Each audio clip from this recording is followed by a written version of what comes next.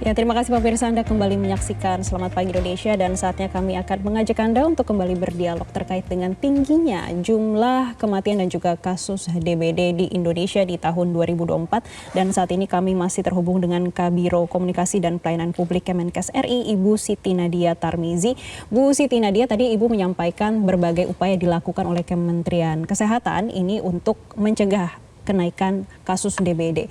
Bu, pertanyaan selanjutnya terkait dengan bagaimana kesiapan fasilitas kesehatan. Tadi kami sempat mewawancarai salah satu kontributor kami di Demak, Jawa Tengah yang memang kalau kita lihat dalam beberapa pekan terakhir ini masih ada banjir di sana dan mereka pun tidak bisa mengakses fasilitas kesehatan dan beberapa warga ini sudah mulai mengeluhkan sakit gitu Bu, baik dari gatal-gatal dan tentunya kalau kita melihat adanya genangan ini tidak menutup kemungkinan akan ada DBD. Ibu, bagaimana fasilitas kesehatan dan pantauan dari Kementerian Kesehatan, Bu? Ya, kalau misal dalam situasi bencana tentunya ada perbedaan ya, Mbak Jessica ya, dalam penanganannya.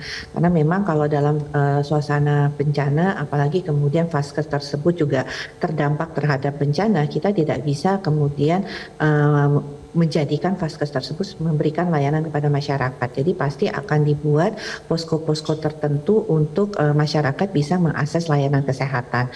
Nah ini tentunya sangat berbeda. Nah tentu yang perlu diketahui juga bahwa untuk mendapatkan akses layanan khususnya DBD, bahwa masyarakat kalau demam tentunya mengakses posko-posko pelayanan yang sudah disiapkan pemerintah.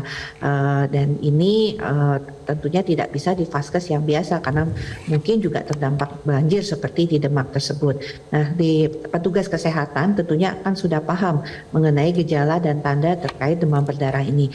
Bukan hanya demam berdarah, kalau saat banjir juga bisa muncul penyakit-penyakit lainnya ya seperti tifoid, hepatitis, ataupun penyakit cikungunya atau yang sering disebut demam kuning.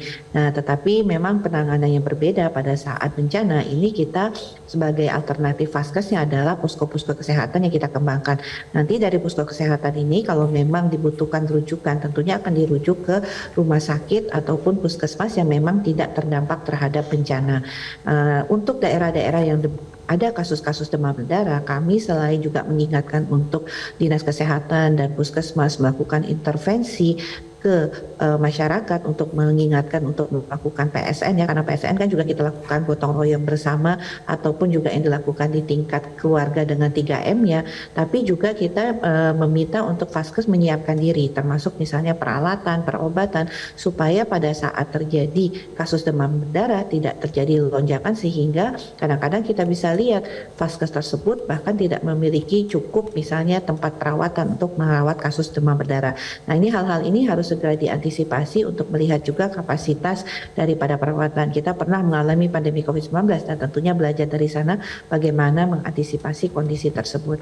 Yang kami ingatkan juga masyarakat juga harus paham bahwa gejala dan tanda daripada demam berdarah. Kalau ada gejala dan tanda ini untuk segera membawa khususnya anak-anak ya langsung ke fasilitas pelayanan kesehatan.